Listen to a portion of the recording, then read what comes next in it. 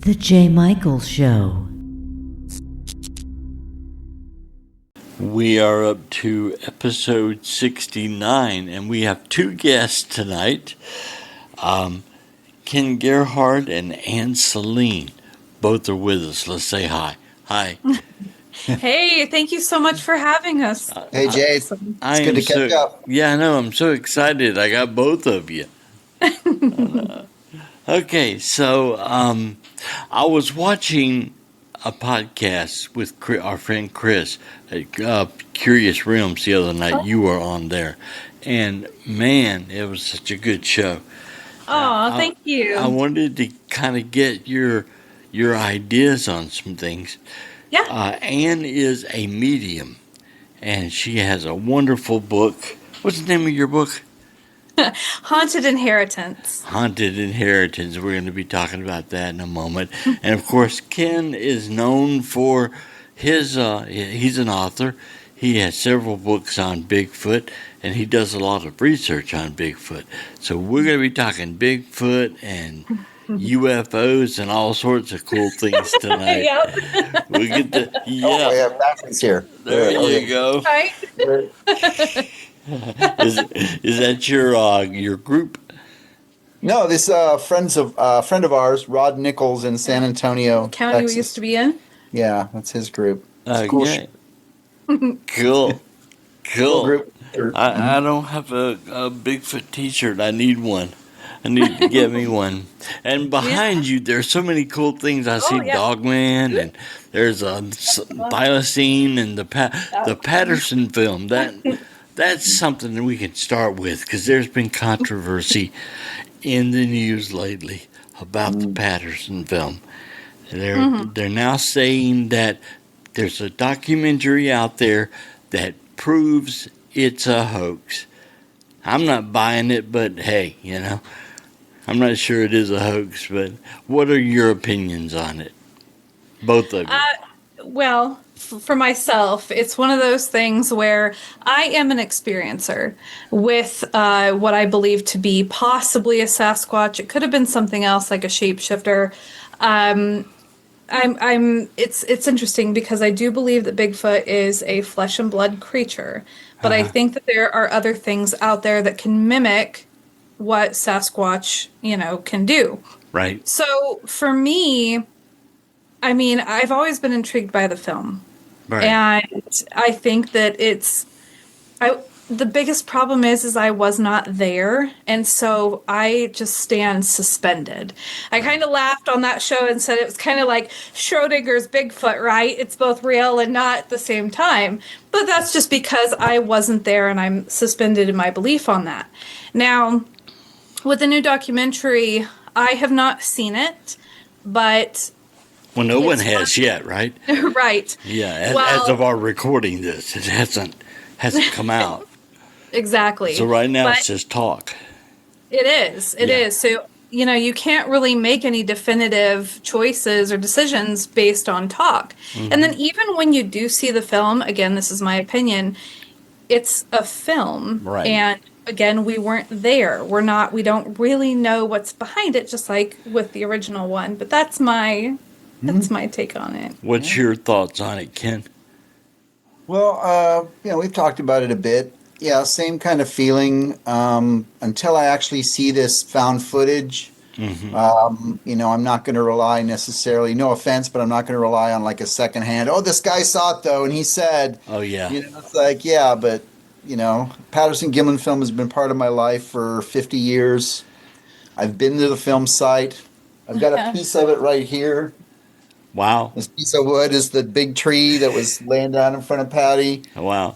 It was filmed a week after I was born. So there's all these connections that I feel to it. I've always thought in the back of my head, it could be a hoax. Right. I've never said 100%. Yeah, it's, because it's not scientific. You always have to allow new evidence to surface and say it's possible. But yeah, I'm going to reserve judgment until I see that found footage. Obviously there are arguments to be made both ways. I found an interesting nugget recently, I think in one of John Green's old books, where he talked about that there were people in Yakima that talked about Patterson doing a dry run in his backyard behind his shed. So that was Right. like a rumor that was floating around for years. Now, one could also argue the documentary said, "Oh, there's this rumor that there was Yeah. a practice run," so we Yeah. could try to recreate that. So I mean, I'm still convinced by just the way the film looks in terms of the muscle movements and the natural look of the hair and just the irregular compliant gait, the way it walks, Right. the footprints. Here's one of Patty's footprints. I Oh, mean, wow. these were an inch deep in the ground. How did those guys fake a pretty amazing dynamic trackway with like different dynamics and animation in the footsteps? Is that the one that has the arch in the bend of the foot? No. That's this one was cast by Patterson and Gimlin, Uh-huh. and this was actually signed by Bob. Oh, okay. And Well, but Bob's still that one alive, was, and Bob still says that it was real, right? He hasn't changed his opinion because of this. No one knows yet. I don't think he's given a definitive statement yet. yeah, I don't think Yeah. he's come out. He's been kind of quiet in recent years. He's getting up there, in his mid 90s, and he almost died of heat stroke one time, and he's been thrown off horses and had all his Yeah. bones broken. And he's had a pretty, rough life to be in his 90s now. What is he, Yeah. 94? I mean, but I've known him since 2004, Right. 2004. Spent a lot of time with him, and every time he, looked people in the eye, he said, no, that it was real, and he's been very convincing. So Yeah. Well, That- I've always said, and this has been my thing about that film, you could take a good presenter, all the information about Patty, the film, and show it, and have him show it to 1,000 people, and present it as real. And 999 of those 1,000 people will walk out of the auditorium convinced it's real. Now, if you take the same presenter, the same information, the same film, present it to another 1,000 people, and present it as being absolutely a fake, 999 people will walk out of the auditorium convinced it's fake. So it the can hive go mind. either way, Yeah. It depends on how it's introduced to you and what you believe when you watch it. If you believe it's real, you're going to see real. If you believe it's a guy in a costume, you're going to see a guy in a costume. You Yeah. know? There's too much ambiguity.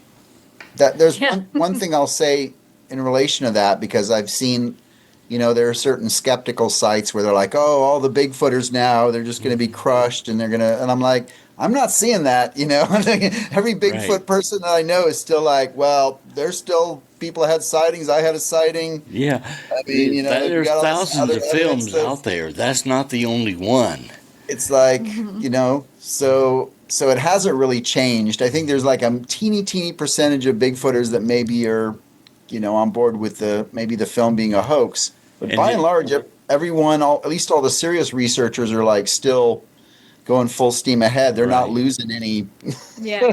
It's never looked like the one I saw, which was on all fours and darting across a cut through in Louisiana. So Right. that one didn't walk upright. It didn't have that whole skier look. Right. Right. Well, as Yeah. a medium, do you have any thoughts on projecting, maybe remote viewing back then to see if there's anything you can So, to be honest, when it comes to remote viewing, I am brand new to that. I don't know, world, I guess, because I have found that there is a remote viewing community that really follows some very strict protocols, where you have one person and you have like kind of like a handler that maybe knows the coordinates, and then you're just supposed to like say the different things that you see, and sometimes your handler knows what you're viewing, and sometimes they don't. So it's like a blind or double blind type of a thing, which is completely separate from mediumship Right. and intuitive feelings and stuff like that. I would love to get into remote viewing. I haven't done that yet. at least that I understand now. Now, as for mediumship and intuitive feelings, I mean, this is one of those things where I grew up in Oregon and my grandfather loved the story and, my Right. family had experiences. So right there, to me, I have a bias Yeah, right. that would muddy the water. So here again, it just leaves me suspended. I don't believe that I would be able to say definitively. And that's the other thing about when you look at mediumship and then the word definitive or I know. It's only true to me because it's coming from me and my background and my bias and all that kind of thing. So I don't know. It's just kind of Well, spiritual and scientific at the same you time. said that you do believe it's a physical being. So, are there psychic or non-physical spiritual Bigfoots out there, in your opinion? In my opinion, I think that there is something akin to a shapeshifter. Uh-huh. Maybe it just takes the form, like maybe in my opinion, I think that it could know what is in your mind Right. and then assume the form of what you might be the most afraid of. This is why I think some people Yeah. might see a dog man versus Right. seeing a Sasquatch versus seeing fairies or something like that. Mothman. Yeah, Mothman, exactly. So I would say that it's a shapeshifter that can, so that wouldn't be a Sasquatch then. Yeah. But people would interpret. I think we've agreed on this. Uh-huh. Because I understand there's a lot of people out there that have had experiences that they interpret as a Sasquatch, and I've also interviewed many eyewitnesses of Mothman, Dogman, and other weird creatures. And there seems to be a common thread, particularly with the really weird ones, that when you talk about a half man, half dog, or, Uh-huh. lizard man, or, those like kind of island of Dr. Moreau creatures.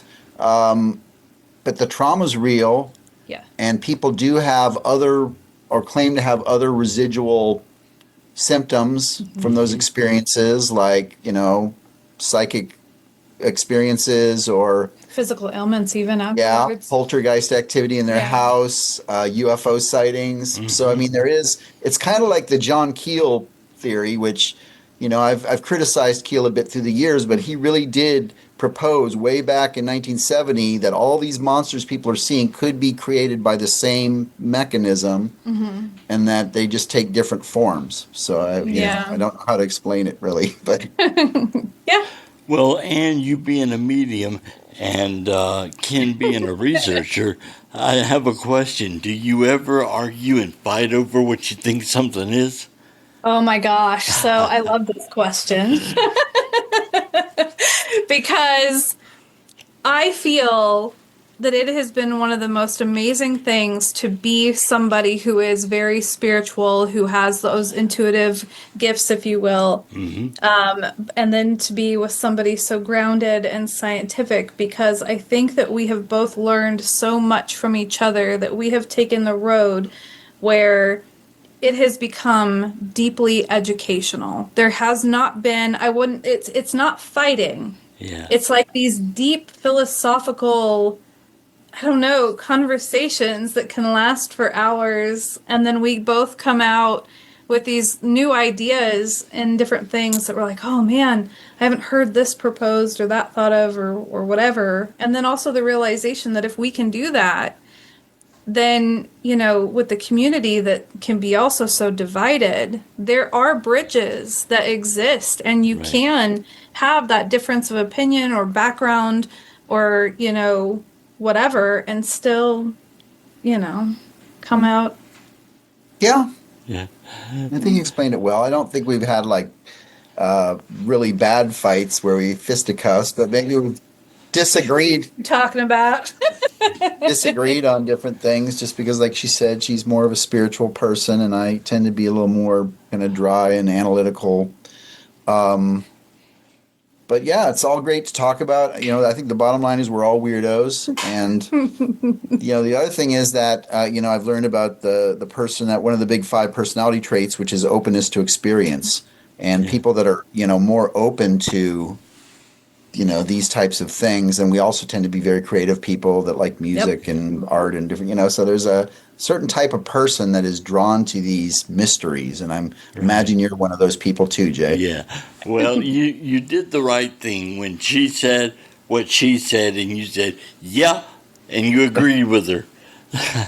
That's how you settled that. Aw, I love you. You have to agree with her. Well, Anne, tell me about your book. Tell all of us about your book. Oh my gosh. So my book was definitely a labor of love. It takes every experience that I've ever had from my very first memories all the way up until 2021 or 2. 2022 maybe. I can't remember. So yeah, all the experiences that I've had. So we're talking, when I was a child and I saw shadow entities in the hallway, having experiences seeing UFOs in my backyard growing up as a child, and then hearing stories from my father, he was in the military, and he had the secret underground clearance in the Air Force from 68 to 78, I believe it was. And and then there's a photograph in there as well of something that I had saw that made it onto the History Channel. Yeah. With Monster Quest. It was the very last episode of the return season, so that was really cool. But yeah, so it really talks about how these things exist, at least in my belief and my experiences, but also the power of manifestation, because I really do believe that the more you think something, if everything is made of energy, even our thoughts, then the more we think it, the more we create it, and we pull it to us and then create it into being. So that's also a major theme and message within the book as well. Yeah, So. wonderful. And the name of the book is Aperture in the Veil? Originally it was. So it was Aperture in the Veil, The Diaries of Lady Anne. But however, I wanted to change it so that way if you were passing by and you saw it, then you'd be able to kind of understand what it was more. So the new publication is titled Haunted Inheritance. Oh, okay, cool. Kind of she did a revision and just kind of brought it up to date, but the new cover looks really slick too. So Thank you. Yeah, and I also put like a little preview for my next book in the very back of it. That was a lot of fun. So well, under this video, wherever the viewer finds it, there will be a link to your website and your Instagram and how to get in touch with you or how to find the book, because we want the audience to be able to find the book. Ken, do you have anything new? A new book? Gosh, my new book is The Essential Guide to Mothman, which I published about this time last year. That's the newest thing I've had. And that's also a revised version of my older book, Encounters with Flying Humanoids. So no, I haven't really been writing as much. Obviously, I've been filming for the History Channel. I'm on a few shows there, and I'm very active in terms of doing presentations at conferences and libraries and things. And I'm doing a lot online now with my Patreon, where I'm doing an online cryptozoology course that's been going on now for a couple of years.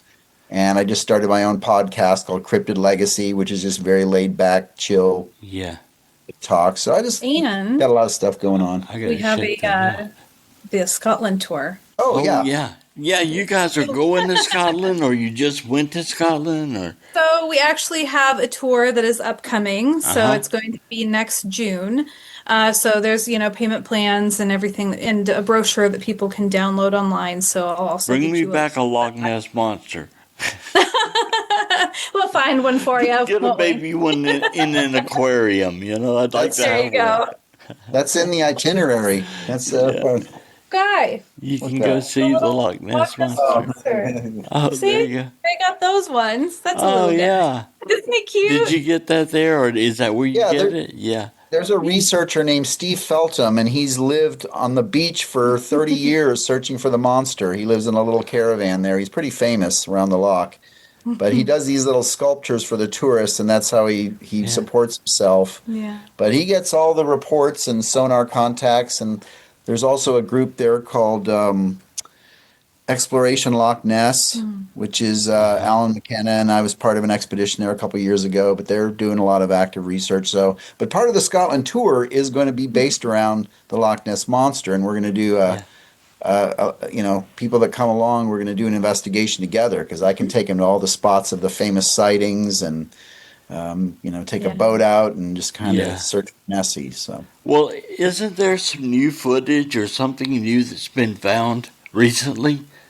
There's There was something in the something news posted. about it. There was a hump photo which came out. There's been so much going on. I guess it Yeah. was a couple weeks ago, 2 or 3 weeks ago. There's always new Yeah. evidence coming up. People have this perspective that the Loch Ness Monster is something that happened a long time ago in the 70s and the 1930s, but it's been an ongoing, as far as eyewitness reports and some interesting videos and sonar contacts and things. So there still seems to be something to the mystery. Okay, so I want to ask both of you. We'll start with Ken, then we'll go to Anne, and I want to ask you, what do you think the Loch Ness Monster is? You're first. Did he say me first? Yes. Well, based on most of the descriptions, which are generally humps, either one or two or three humps that are very smooth and dark, come out of the water. Usually, when the water's calm, is when people have the most Nessie sightings. Sightings of the head and neck are rare, but people describe the head and neck as looking kind of like a longer neck and a horse-like head, kind of. But it moves up and down like this, Jay. That's what people say, it up and down undulations on the surface of the water. And that is a distinct characteristic of mammals. Aquatic mammals like cetaceans, whales, pinniped seals, otters, all flex up and down when they swim, whereas fish and reptiles always go side to side like that, and amphibians. Yeah. So that seems to be a mammalian characteristic, and so I've kind of gone with a hypothesis by Dr. Roy Mackle, a late cryptozoologist, that Nessie could be some type of ancient snake-like whale known as a basilosaur. Yeah. They didn't look like modern whales. They were very snake-like, serpentine, but big, 40 feet long, smooth skin. Yeah. Probably adapted well to cold water, probably traveled into fresh water from the ocean from time to time, and actually had a very horse-like head as far as the shape. It had sharp teeth, but the shape of the head kind of looked like a horse. So, I don't know. That's a lot theory. of the old reports from sailors from back then, they described a serpent, that kind of thing that moved around. Yeah, serpentine, but they often also, again, even in the ocean, describe the head as horse-like. Yeah. Look at the old accounts of quote-unquote sea serpents. Right. And I think these things could be called serpents just because they have that long body shape, but they're actually mammals. So, one you're saying it's a physical creature? Yeah, I think so. Okay, and your ideas. Man. I want to put you on the spot. Oh gosh. Okay. So this is hard because, I remember when my grandpa was talking to me when I was like a teenager, and he was like, man, I sure hope that they don't ever find Sasquatch because, he had his whole opinions on it. But it's also the fact that, like, I love mystery, and when you figure something out, the mystery is totally gone. True. And so with Nessie, it's such a cool story, but I also come from a long line of fishermen, so I also understand the fishtail from fishermen. And I also know That's the thing, it really is. And then I also know that, in psychology and the want for meaning making and everything, one could see a log floating up and down, and then the imagination can run wild, and then they can see whatever. Right. A wave turns into a creature. Exactly. And so it's one of those things where if I was to try to tap in energetically, if we want to go there, I don't feel like, it doesn't feel like it's some kind of monster, or it feels to me a natural phenomenon mixed with human Yeah. hope. Interpretation. And so, which I know that might crush a lot of people. I feel so bad for saying that, Thanks but for canceling the tour.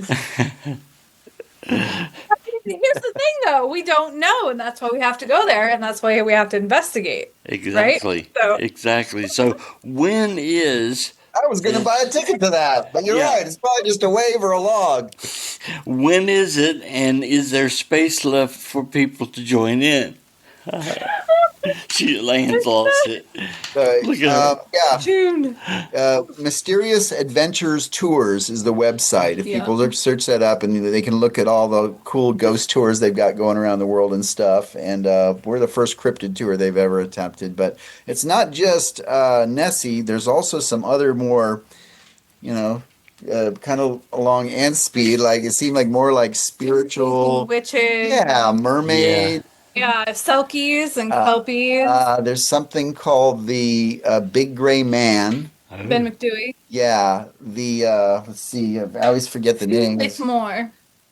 M. Fairlith Moore, Oh, that was close. which is kind of, some people view it as like kind of a Sasquatch or abominable snowman because it lives up on this mountain, Ben McDewey, in the Cairngorm Ranges, second biggest mountain in over there.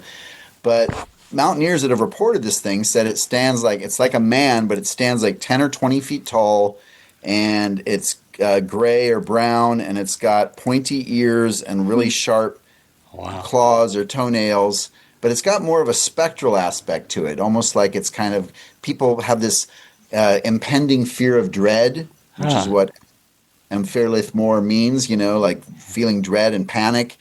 And then they see this big towering figure coming down the mountain at them. So it's a pretty creepy, I don't know if it's a Yeti or if it's a phantom giant thing that just mountain spirit, Yeah, I was going to ask you, other than Nessie, does Scotland have several cryptids? Oh yeah, well, and the Scree too. Oh yeah, which is like a Mothman that appeared before Culloden Moor. So the Battle of Culloden. Yeah, April 16th, 1746, right before this battle, this Mothman type creature with red glowing eyes flew over the Jacobite troops, and they were slaughtered the next day. They were like, in an hour, like 1,500 of them were slaughtered by the British. Wow. Yeah. So people kind of view it as like a harbinger, like a winged harbinger that flies over this battlefield. And there's also, there's I'm sure you've heard, Jay, of like these phantom dogs, hellhounds, devil dogs, the black shot. And, there's one we're going to investigate at Roslin Castle, which is a famous castle in Scotland, has this phantom black dog that red glowing eyes and smells like sulfur. And so, there's all kinds of things like that. People would never believe that Scotland's got all these great kind of cryptids.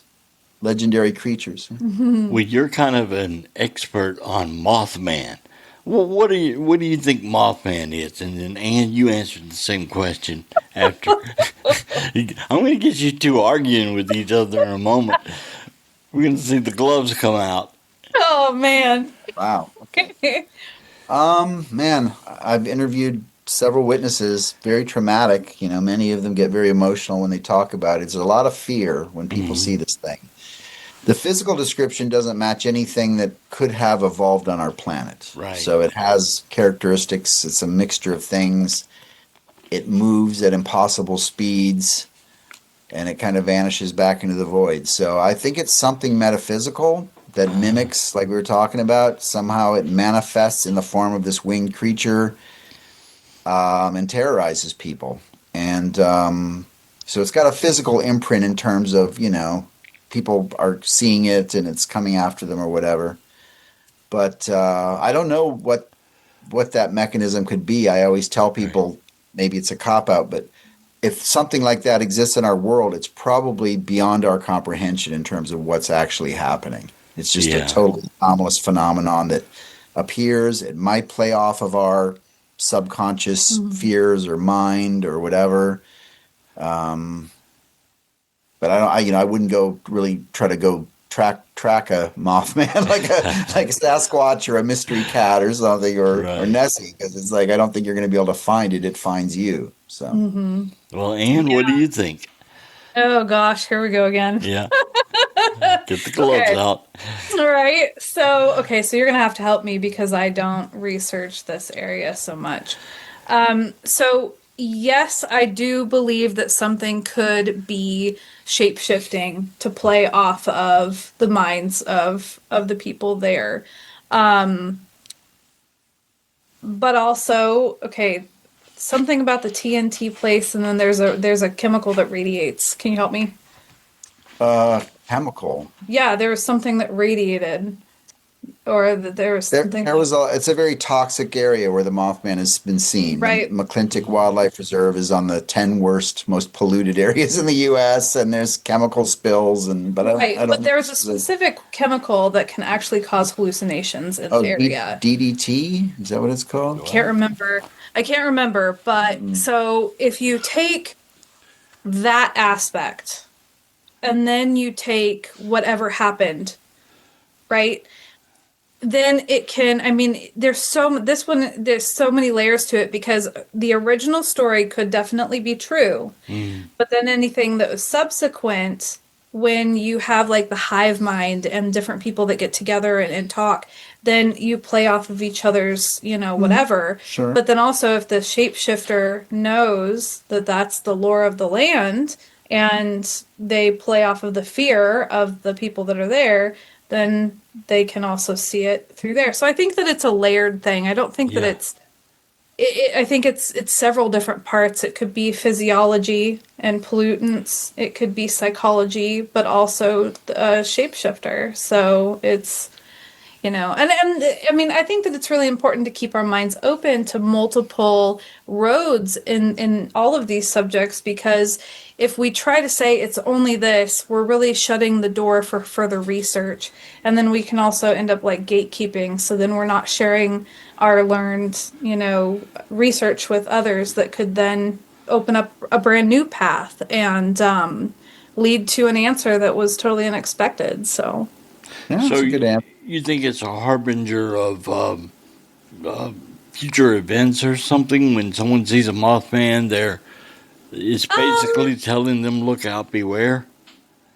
I don't know because like with the Chicago stuff, there was no warning Yeah. of anything. It was Yeah. just sightings, right?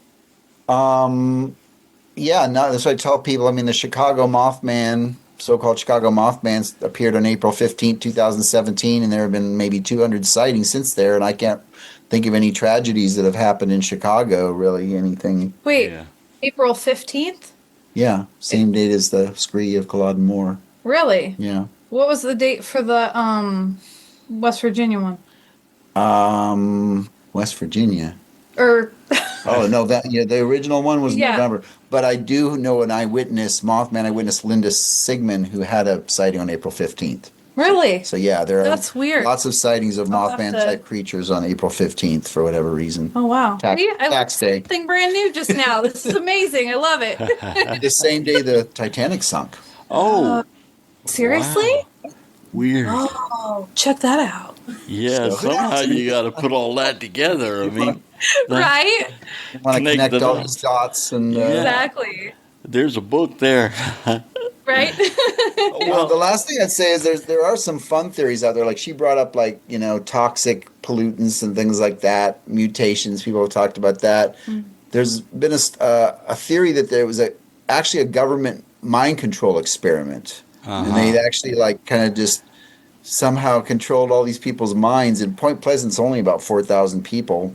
Back then it was maybe smaller, but and convinced them, that there was this monster. I don't know. I mean, those are kind of like those far out All kinds of theories. conspiracy Yeah. theories and stuff. But Yeah. Well, and let me also ask you, as a medium, do you do readings for people? So, when it comes to readings, I am open to donation-based intuitive readings. So, I have a set of runes that I've made. I have multiple tarot decks that I read from. I even have a set of bones. Oh. So that's really cool. It's like little trinkets that when you throw the bones and they land a certain way, then Roll the there's bones. yeah. So I love doing that for people, and it's just donation based, and they can contact me on Facebook Messenger if they're ever interested. And yeah, it's not anything like crazy official, but I'm open Crazy. to it. You don't happen to have a deck of cards with you now, do you? I don't. Oh, okay. Well, They're put away in my magic box. you have a magic box? I do. It's got herbs and it's got Candles, candles, incense. spells. It's got all kinds of just different ingredients for spell work and different things. Well, you have your own podcast, right? I mean, I don't you used do to. one? Oh, okay. I used to, yeah. So it was called the Caravan Library of Lore, and that aired in 2016. And then the last air date, I think, was in 2023, before I moved to Texas. I don't think I did it after I moved to Texas. Sounds about right. Yeah, so A 2023. few years ago. Yeah, I used to have KPNL radio as well, but that ended in 2024. That was an online digital broadcasting station where I actually housed everybody's podcast, and I love that. But yeah, so now I'm focusing on my writing. I have one book published, another one waiting in the wings, and then I have two more that I'm working on, and plus now I'm homeschooling full time. So, Well, where are you at in Texas? oh, we were in San Antonio, but now we're in New York. Oh, okay. Yeah, we're in upstate New York for about the last year. Oh, okay. So you just moved. Yes. Yeah. Huh. What do you think of New York? You like it? Going Oh my from gosh. Texas to New York's got to be a big change. Well, for me, being from Oregon, this is very much more like home for me. And let me tell you, we had snow from December all the way until like a couple weeks ago. I'm such a snow fairy. I loved it so much and I want more. It snowed a couple times last week still. But yeah, it's cold, but it's beautiful. Lots of trees and wildlife, and we're living in the hills, Catskill Mountains. Yep. We got the Susquehanna River right below us. We're in this really old house. It's Yeah, 117 years old now. 117-year-old house with a lot of character and stuff. No hauntings yet, as far as we can tell. But Yeah. and yeah, the people are super friendly. You know, there's a lot of history around us too, wherever Oh, we yeah. go. You know, it's like old farmhouses and cemeteries. Well, and also tons of American history because we got to go see Washington's Crossing where he crossed the Delaware. Delaware, yeah, Yeah. we did that. And also, Woodstock is like an hour away. Woodstock's right close to us, so we checked. Yeah, it's fun. You know, I was in Texas for half a century, Jay. So I mean, Yeah. Texas was good to me, but I am enjoying this new change, new scenery. Well, haunted houses. Do you go and explore them? I have. I went to gosh, I've been a couple just friends' houses that were haunted, but I also went to Fairfield Infirmary in Ohio, and then I also stayed. I went to Leap Castle in Ireland, which is supposed to be one of the world's most haunted locations. And up in the Bloody Chapel, there was people that got thrown over to a oubliette. Is that the? It's a hole that has spikes in it, Gosh. and so they say that there is this entity, this elemental that is up there in the tower. And I stayed there by myself as night fell, like the sun was going down, and I loved it. It was the most peaceful experience I've had, and it was beautiful. But other people don't have that experience, and so I think that also deals with kind of like an individual's energy, you know, and what we have around us. So that's, I think, what contributed to my beautiful experience in such a horrific location. Well, But have you ever like walked into a house and immediately thought, "Oh no, there's something here. There's very bad vibes." Yeah. Well, it's not just walking into a house and feeling those vibes, but also a really big emotional imprint. Like, I went to the state capitol building in Arkansas, And I was so excited to be visiting there. And I got into the elevator and I said to the lady, I was like, I'm sorry, but did somebody die in here or did something happen? And I guess somebody had been stabbed. Well, Well, then she was excited, so she takes me into this other room, and this room is gorgeous. It's right outside of the what's the guy's name? The governor? Oh, I'm having a the governor or the president? no, the governor of the Arkansas, the state capitol building. Anyways, whatever, the head guy. Right outside of his office, there's this big, beautiful oak table, or it's this wooden table, and she goes, "Oh, I want you to touch this table." And so I touched the table, and I was so moved, and I just started crying. It was really just, I don't know, it was devastating, and I didn't understand. So she says, "Well, come with me and come to the window." yeah. And there is a statue right outside. So this is where the Little Rock Nine, these are the African American children that went to a public white school, and they were treated absolutely terribly. And I mean, things were thrown at them, and they had went there after this experience. This is during the end of the segregation and everything. But it was so powerful, and I had no idea that that statue was there. I had no idea that Wow. experience was there. So I mean, yeah. As a medium, what is the most powerful feeling you've ever had from anything? Just tell me about your experiences. What has really affected you? The worst one was I was staying over at a friend's house, and we were babysitting. So they were in a duplex, and we were, the parents had left. It was two children. The little girl was downstairs. The little boy was upstairs, separated, so they'd go to sleep. And all of a sudden, I hear this really loud thump, like somebody fell in the window. It was like the thump, and so I go up there thinking he's still awake, but he's in the bed. He's asleep. So I'm like, okay. So then I sneak down the stairs and I sit on the little landing because the stairs they come down, there's a landing, and then there's more stairs.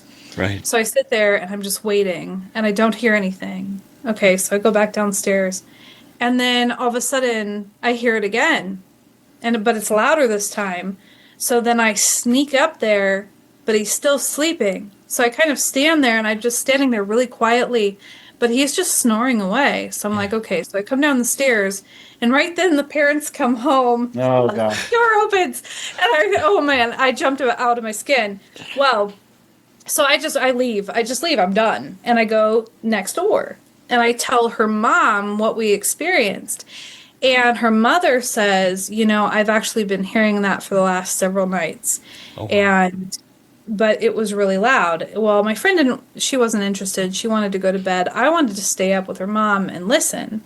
And sure enough, the most god-awful sound I've ever heard in my life. This is like somebody took a 4-poster king-size bed, lifted it up, and just smashed it repeatedly on the ceiling above us.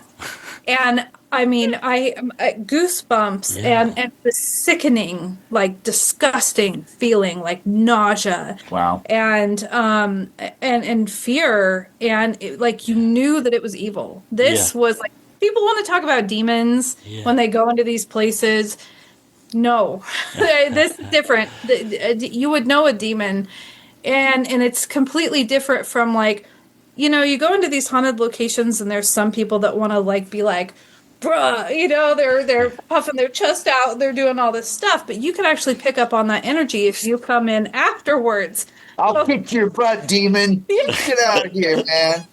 You and me, buddy. You're right, exactly. So you're picking up on that, not the entity, not at all. Yeah. And so there is a huge difference between that and that night. And that was, I mean, I have, that was when I stopped going. I would go to people's houses to help cleanse their houses. Right. Bless and cleanse their houses. And I don't do that anymore now after that. So. Okay, well, while we still have a little bit more time, That's something else. you guys are cracking up.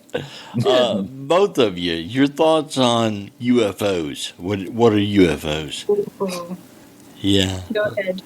I mean, I've seen a UFO. It was a black triangle over Charles Mill Lake in Ohio back in 2005, early 2000s, but it was, I don't know what it was. It was huge. It didn't make any sound. I could see the black triangle blocking out the stars and three different colored lights around the edge. Could have been an experimental military thing. I mean, I know there are Air Force bases in Ohio and stuff, Yeah. but yeah, I think it's possible. There could be, an anomalous, you know, phenomenon that involves things, objects in the sky. What's weird is like how the paradigm shifts. Like they were always saucers and cigar shaped things back in the day, and now they're like Triangle and yeah, Orbs have what do they become call them? popular.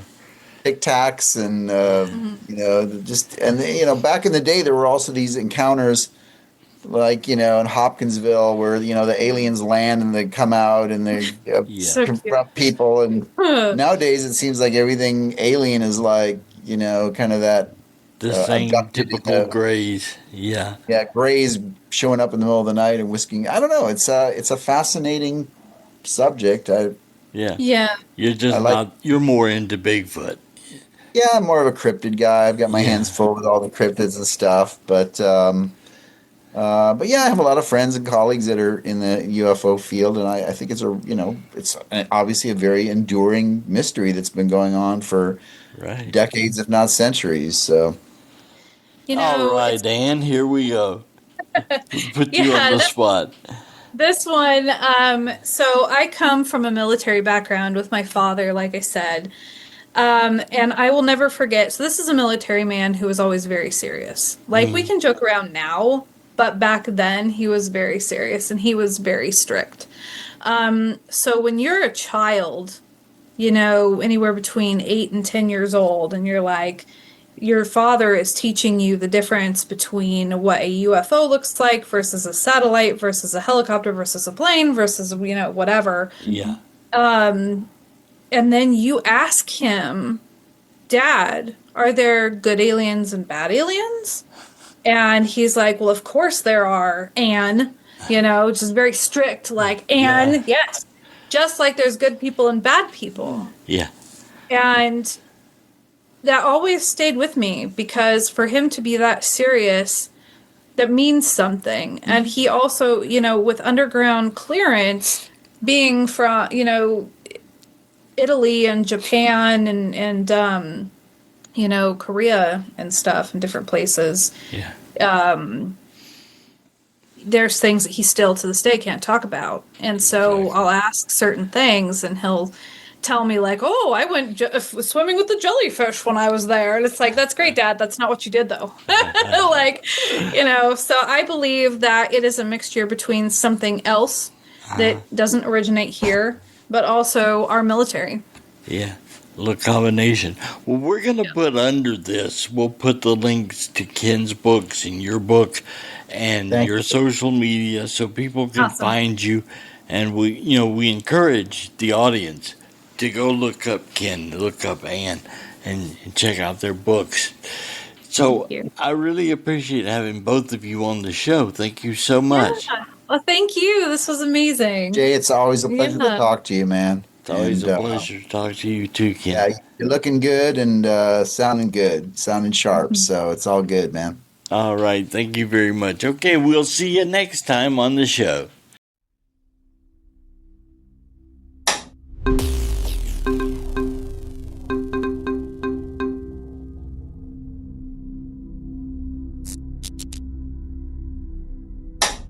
Goodbye.